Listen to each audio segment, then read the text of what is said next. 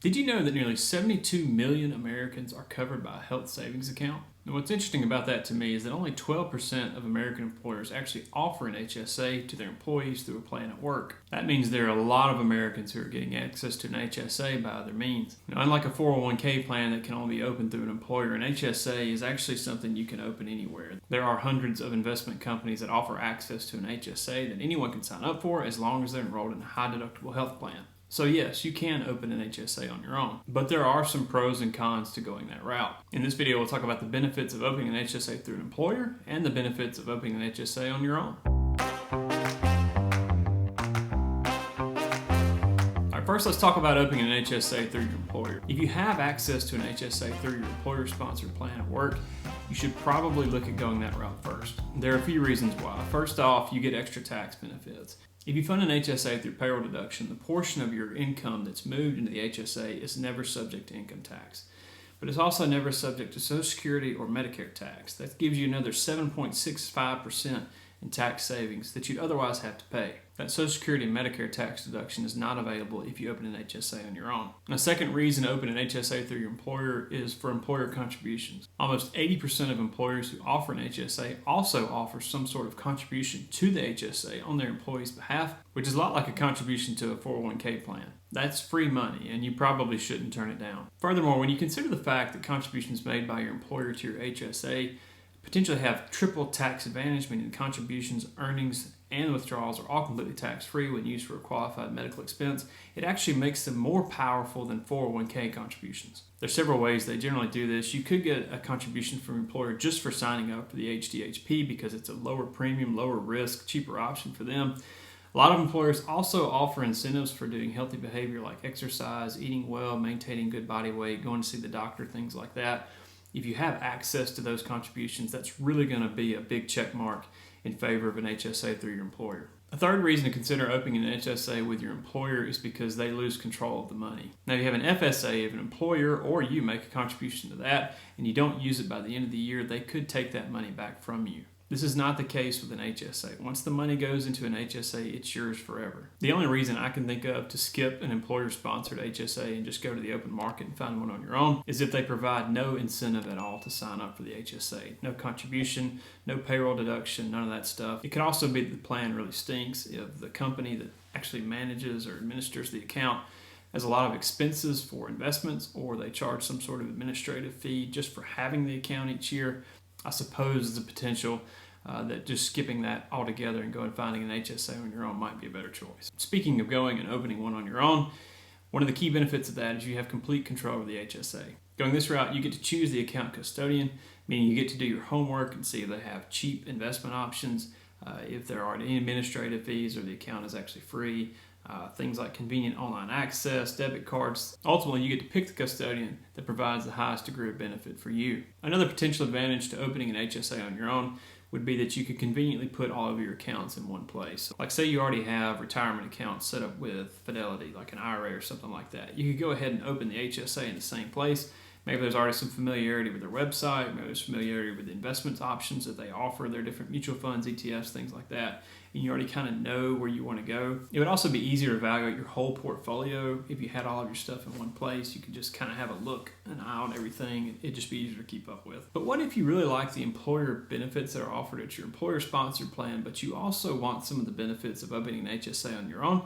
Well, you can actually do both. There is an annual contribution limit for HSAs, but you don't have to do it all in one place. You can open multiple HSAs and fund those as long as the cumulative amount that's put into HSAs doesn't exceed the annual limit. We've got those limits on your screen now, but suppose you have an employer who matches, say, $2,000 of what you put into an HSA each year. You could potentially put $2,000 into your HSA at work. They match the $2,000 in there. Now you have $4,000 into the HSA. Then you just take the difference between the total cap or maximum amount you can contribute to an HSA for that year, deduct that $4,000 from it, and then you can contribute that to an HSA somewhere else. In that way, you sort of get the best of both worlds. Now, some of you creative folks out there are going to begin thinking, what if I open a family health plan where I work, and my spouse, who also works, opens an insurance plan where they work, and we're all on HDHPs, could I contribute the family maximum to an HSA in the year, and then my spouse contribute up to the single maximum HSA for the year? So you get like a 1.5 times benefit. The answer is no. But I like how you think. The IRS has a rule that requires couples to share the annual maximum contribution amount to an HSA, meaning that as a family, you're always limited to the maximum contribution amount for a family. So where should you open an HSA directly? Well, I'm not going to give you names of specific companies that offer them and recommend any. I've only had experience with 2 in my whole life, but I will give you some options to consider as you make that evaluation. The very first thing I would consider is how easy it is to get access to the HSA funds. Almost all HSA plans provide their account holders with a debit card, allowing you to actually just swipe or pay for medical expenses as they come up. This is far more convenient than having to seek reimbursement for every expense you incur. A second consideration is how convenient is it to actually manage the HSA account? Is there a good website that's supported by the plan sponsor? Is it easy to track expenses? Is it easy to report expenses, to seek reimbursement, things like that? There's not a lot you're going to do in an HSA probably, but when you have to use it, you want it to be pretty simple, right? So as you're shopping around, be sure you check out the website and features they have.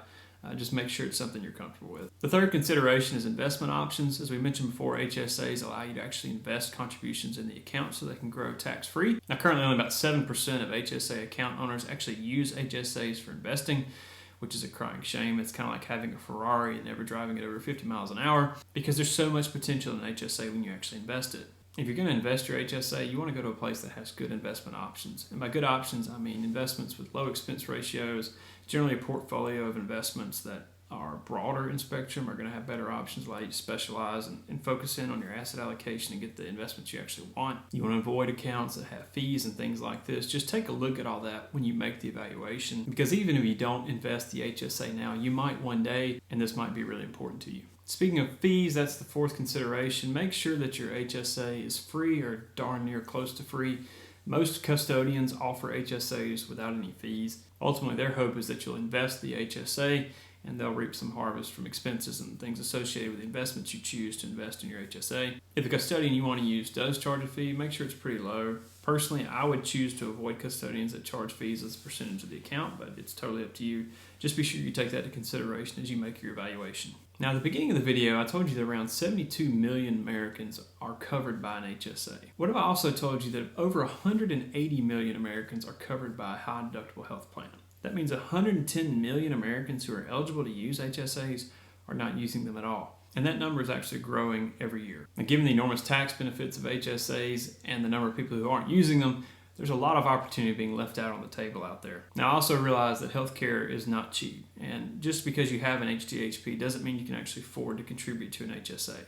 I understand that. But if there's any way possible you can put money into an HSA, you should do it. The triple tax advantage savings is just something you can't get anywhere else. We have a long form video about HSAs that we've done, which I'll put a link to above and in the description below.